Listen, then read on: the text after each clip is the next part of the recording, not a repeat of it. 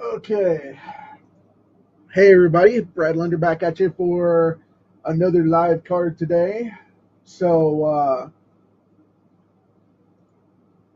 bear with me just a second here. I'm checking to make sure everything's in focus and whatnot, so we don't have any issues.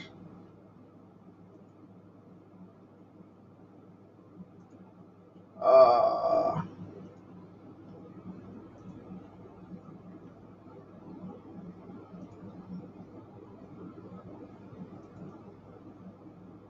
there we go.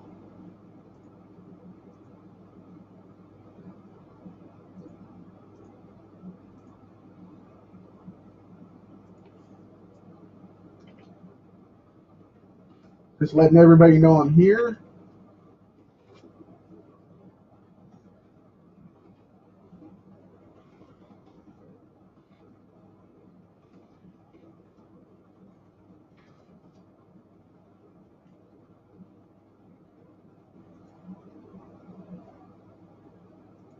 Okay. Gonna be doing the Scarlet Witch today. Sorry about that. Just getting everything set up, making sure it's all hunky dory.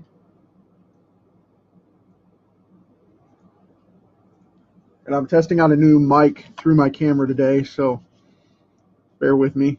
I want to make sure it's solid. And then everybody can hear me okay. Shooting this one live on the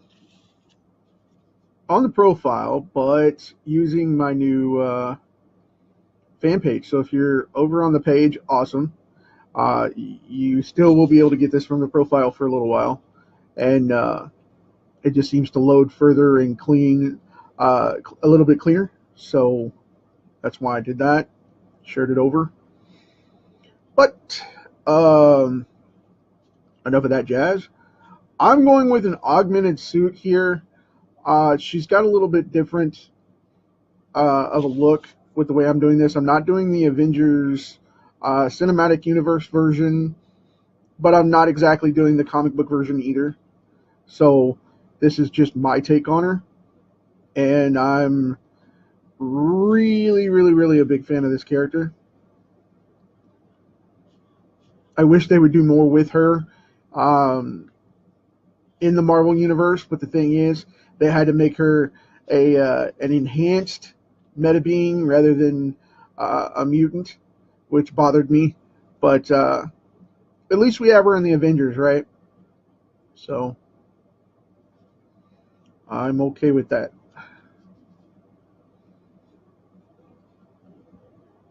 And uh, gonna put her in some fingerless gloves here. Pop in the old fingers.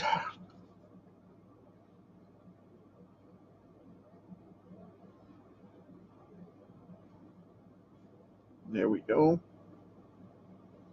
Oh, look, she's got a thumb. Uh, Normally I have some kind of experiment going on with this stuff. I like to push them just a little, but this one's pretty straightforward. There's not much messing around with it, and it's hard to jack this character up. I mean, unless you just like really draw. I don't know what's the word I'm looking for. I don't want to say skanky because that's a little hard, but I mean it's pretty much it. You'd have to go with the extreme overkill factor of turning her out into just nastiness, as it were. And I don't like the look of that finger, so I'm going to redo it real quick because that's not the way I laid that out. But yeah, I remember this character. My favorite rendition was in the late '80s when when Wanda was married to the Vision, and they had a love triangle going on between Wonder Man and it was the West Coast Avengers, I believe it was.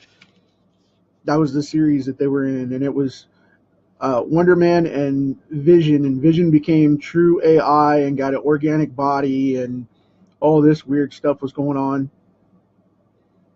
Even weird for comic books, which is hardcore.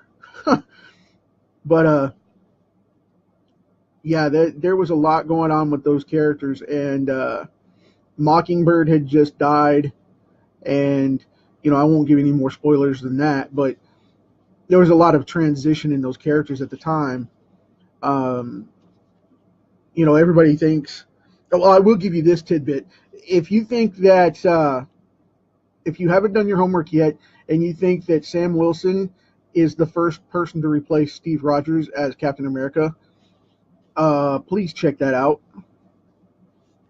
because there was a character called U.S. Agent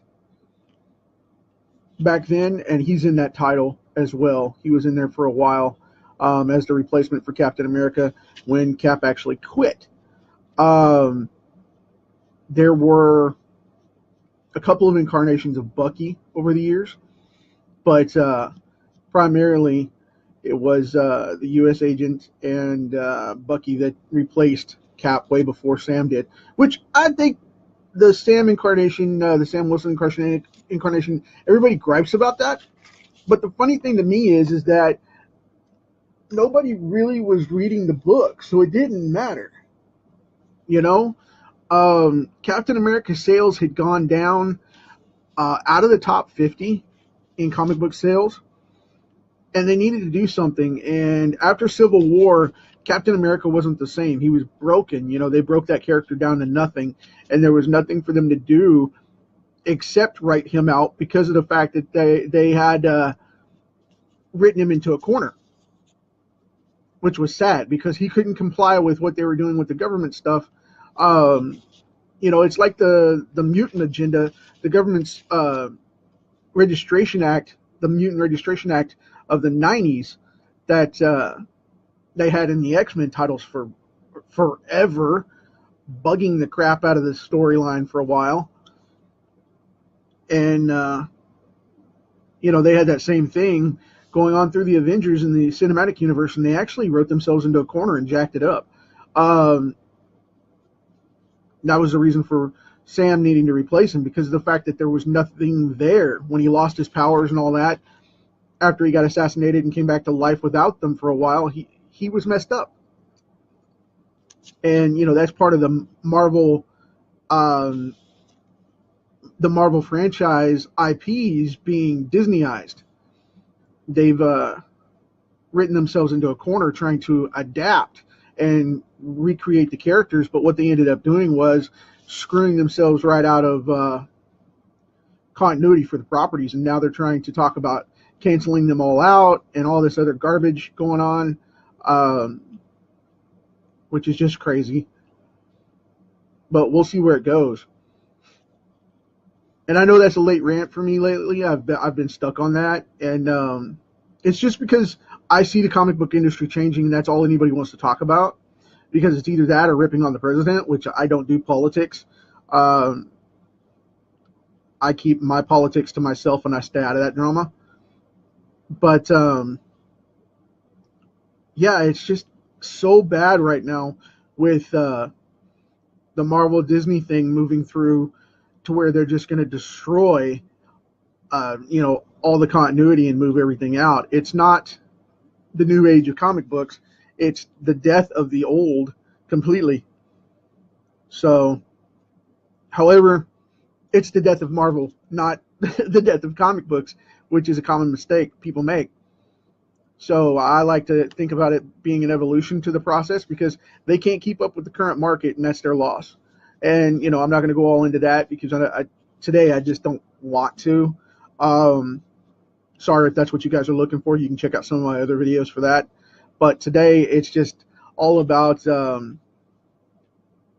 keeping it simple.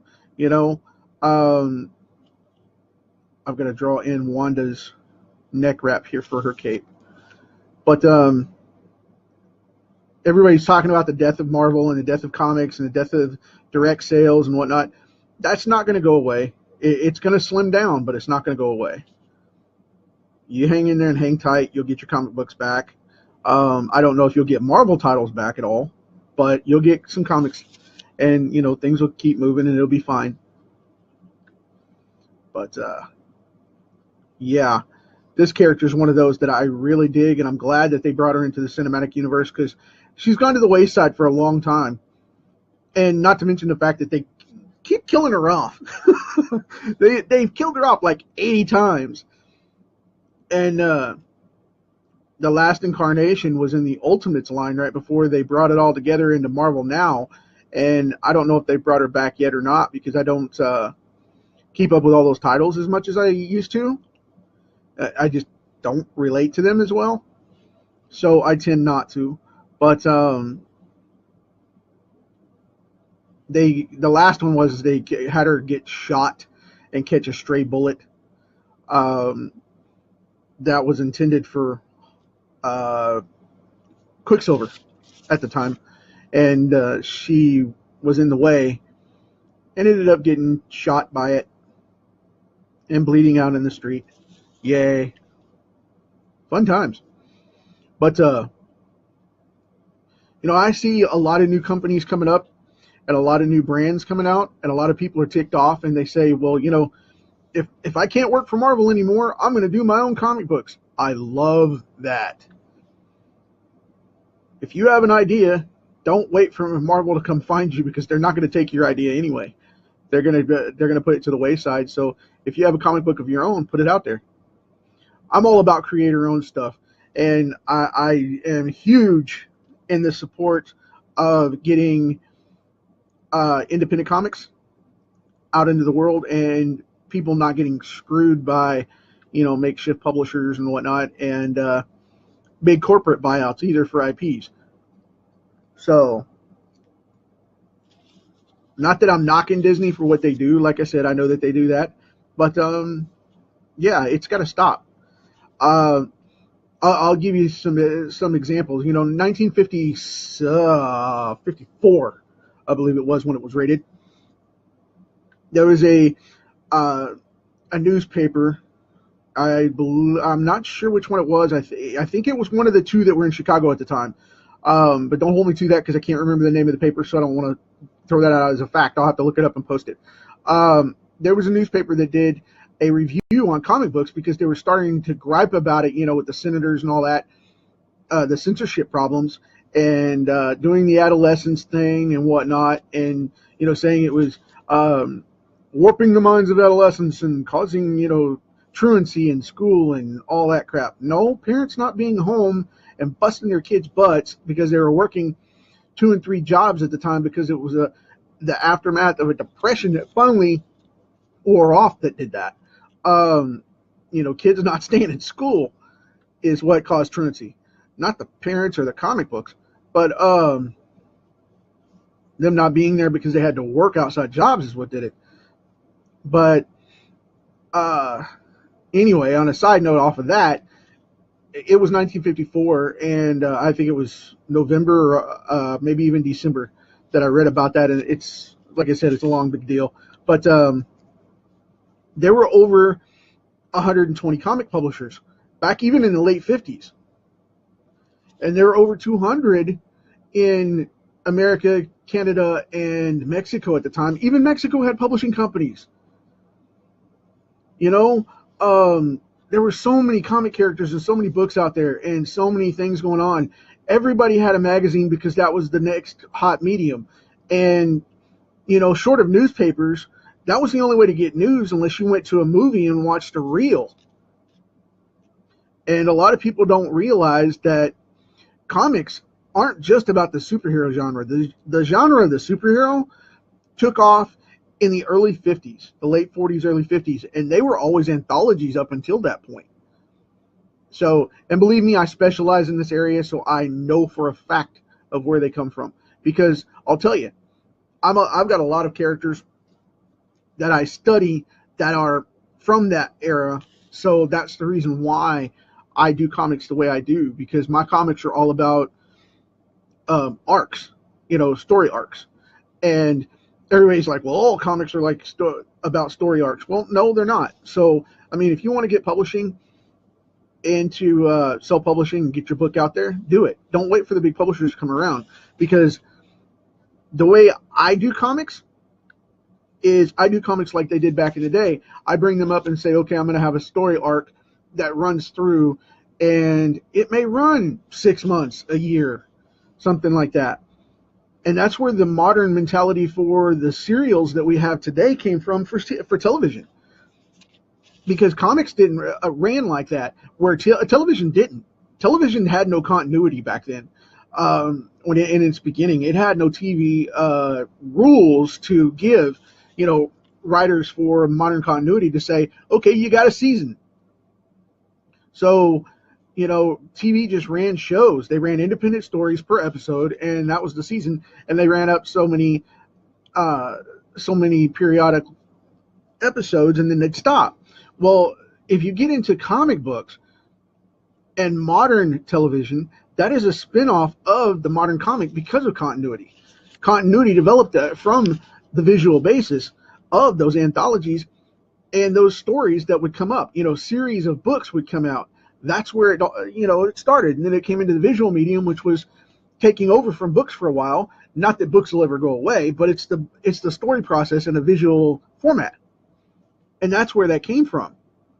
And a lot of people don't realize that all the hot shows that they're watching right now are that way because of the fact of comic books being their predecessors. People getting continuity as the predecessor, because otherwise shows like 24 and shows like Lost that were huge, massive story arcs wouldn't exist in television. A lot of people like to say, well, that's just the movie medium breaking down into television and telling the story over a longer period of time. No, it's not. That's a month-to-month basis as a week-to-week format. You think about it. It's 12 issues of a comic book telling one arc as a 12-episode TV show telling the same thing. So, comics have had an impact on that because they were visual storytelling. And for the side notes, as everybody keeps telling me, and I get asked this all the time, I had a big one where I got asked this yesterday. Please stop this. There's a huge thing going on right now where people are screaming, is there any other chance of making new comic books other than superhero stuff? I've posted about this like 20,000 times, literally. And don't get me wrong, I'm not on a rant. I'm just pointing it out as an example, so please understand where you're going on. Do your research. Get out there, study your stuff, and learn comics. If you want to be a part of the comics community and the comics creative, learn what you're dealing with in the medium. Comics are a medium within themselves. They are not, and I repeat, not a genre. Don't get that mixed up, because if you get that stuck in your head, you'll lock yourself out of doing comics because of the fact that you can't handle the fact that they are something different than superheroes. It's not all about superheroes. My favorite comics are ENC history, well, they're history books now, but the CNE, the ENC haunted stuff, the chillers and things like that. I talked on that yesterday. Yeah, that's some killer stuff. Please stop saying, comics suck because they're only superheroes. Because they're not. I see it done all the time. I'm a huge fan of many comic books that are not superhero genre. I see a lot of stuff going on like that, and it just drives me nuts. If you happen to see a comic book, do some history on it, Find out. Look it up. Do yourself the due diligence to look it up. And stop that. So, because it makes it look like you don't know what you're talking about when you go in and you say, there's no such thing as, comic books are just superheroes and it's horrible. No, it's not. I mean, where have you been for the last decade? Not to even mention just the last stuff of what's going on with, the stuff I mentioned from the older stuff. But where have you been for the last 10 years? The last 8 season now of The Walking Dead. Road to Perdition. Let me see. That's her film, by the way. Road to Perdition. That's based off a graphic novel. That's not super based. History of Violence, one of my favorite ones. Viggo Mortensen's in that, and it is phenomenal. And it is not a superhero movie. If you haven't checked it out, Maria Bello's in that, and yeah, she's eye candy. But beautiful lady, very very underrated actress, and she always gets really really cool roles like that, but never gets. I don't know. It's just since Coyote Ugly, you don't see much of her anymore. But she takes small parts and stuff, and she's been making that transition to the mom style role where she was in Abducted as the mom for a while, and a couple other things. She was in the last Mummy movie with Brendan Fraser, the Brendan Fraser franchise, not the Tom Cruise reboot of the classic Universal character, but the funny ones that were with the funny action adventure stuff that was with Brendan Fraser. She played in the last one as his wife. What was it?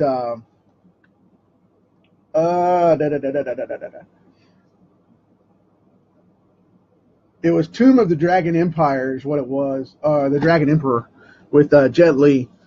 He played the Dragon Emperor, and they had their sons growing up now and all that mess. But anyway, check that stuff out. People don't look at this stuff, and they need to look more into the business side of comic books for themselves to figure out. Learn the history, learn the industry, learn the business, learn what you need to do. Don't just be creative. Learn your outlets to sell your books and promote them. And a lot of people don't do that, and they fall short. So don't be one of those guys. Don't be one of those girls. Get out there and get it done and show it off. If you're getting your book out there and getting it promoted, then learn how to do it. Learn where to put it. Learn what to do with it once you put it there. That kind of thing. A lot of people wonder about, they just ask me flat out and, say, well, where can I do this? And how can I do that? And where can I post this? And, if Marvel's dying, what are we going to do? Because I'm a print book lover. Well, sorry, you got to change with the times too. It is what it is. Change with the times. Go digital. If you can't afford printing, go digital and make some money off your comic books. Use the medium for the market that's there. Use the vehicle that's for their turnout right now where your fans are. If you can't afford print to get to them, that's the monopoly running you out of the business is what that is. Because printing is a luxury. It's not a necessity. It's a luxury. And if you're not ready to go to print, so be it. But then you get the better end of the stick, by the way, because of the fact that what happens is whenever you go for printing and digitally first, publishing digitally first, what ends up happening is you build up a fan base that you can get out there and show your books off to. And then whenever it comes up to the medium saying, hey, I'm ready for the comic books in print now because you're making sales and we want to collect your stuff, that's when you go in and do print trades, and you don't have to worry about that because you get to do the higher quality trades rather than messing with the little stuff. So stop barking and whining about it and just get out there and make your comic. That's the number one thing I keep hearing is everybody's like, well, I don't want to do it because it's not print. Well, I'm sorry, but by 2025, print's probably going to be nothing but trade as far as monthly goes because it's a waste it's going to be so expensive. It's going to be a waste of the resources at that point. So think about that, because last year, Amazon predicted in 2021 that they're expected to be full on 100% on retail in digital. And if your stuff's not there, you're screwed. Not to say that it's not through Amazon, because I don't believe in Amazon's model. It doesn't work for comics effectively. However, though, what I'm saying is getting online. Okay, that's what I'm talking about. Getting online and getting your stuff out there. If you do that, you got a chance at surviving. But if you don't get your stuff out there and start doing it, and I'm not saying getting rid of publishing in print altogether. I'm saying you just have to evolve from the monthly to what you can get into. And if you do that, you have a much higher chance of being successful. And your overhead cost is a lot less too. So you can charge $1 or $1.50 less than what you would have to have and still make money. But whatever you do this as far as digital goes. Let me give an amendment here, because I don't want to have a bunch of people screaming at me about it when they don't make money because they give them too cheap. Do not give away your books for 99 cents. That is just death, because you cannot afford your letterer, your colorist, your artist, your writer, your inker, if they're not the same person. You can't get in there and get that done and survive if you're producing books like that at a $4 price tag and then turning around and not producing profits to match it. Todd McFarlane set up one of the best models for this, and I've mentioned it numerous times because he's a beast when it comes to this. And with my social media and marketing background, I'm telling you, this is definitely a model that works for comic books, and it's very practical. He goes off and says, okay, Marvel DC is putting them out there for free, and I'm not. I'm going to put them out there for $1 less than what I charge. I charge $2.99 for my comic books. I'm going to charge in print. I'm going to charge $1.99 in my comics for PDFs or for downloadable comics or however they do it, whatever they have on the back end there for digital, period. They go off and kick them out, and that's the way they have their revenue coming in. It's stupid not to be in the tech age, and I'm sorry, if you believe differently. I'm just saying it's not stupid as you, and you're stupid as a person. I'm saying it's naive and ignorant as a business person not to use every avenue possible. That's what you're in the market for, is to make comics and get them seen. Even if it's not about the money for you, it should be about the profitability to be able to go out there and make the money to do that. That's the reason why it fuels it. I do this because I love it, not because I have to make money at it. But if I'm going to do it, though, why not make a profit? You know what I mean? That's the whole big thing that people get a catch-22 on, and they get an attitude about and whatnot, and it's ridiculous. Put your book out there, make some money, get it to where you can afford to do it over and over. You should be paid for what you put your time into and your work into if it's your trade. And that's the whole point. But everybody's like, I don't want to do it for money. I want to do it for the love of it. Then stop complaining about being broke all the time. So, but, and like I said, I'm not on a rant here. I'm just talking, just chatting. If you guys want to talk about something else, let me know and just post a question about it and we'll talk about that. I'm just going on here because I was talking while I was drawing. But anyway, got to put in a little bit of a thumbnail right there. And we got this wrapped up. So I want to curve this one down just a little. Looks a little thick. But we have the very graceful and very elegant Scarlet Witch. I hope you guys dig this thing. She's got a little bit of a cleft right here in her chin. I just don't want to block it off too much and make her look like a dude.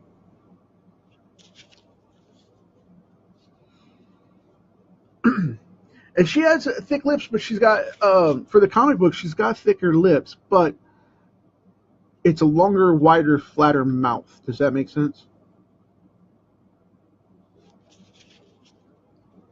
So this is where we have her. I would like to tone that down a little bit, but she's got, like I said, these thick lips that go flat. So there you go. But here we are at the end of another one for today. Tomorrow we have, who do we have? I don't know. I think it's, it's Quicksilver. Okay. I said that yesterday. All right. It's Quicksilver. So I'll be back at you with another one tomorrow. You guys, thanks for hanging out with me. And I'm going to call it for the day. Talk to you tomorrow.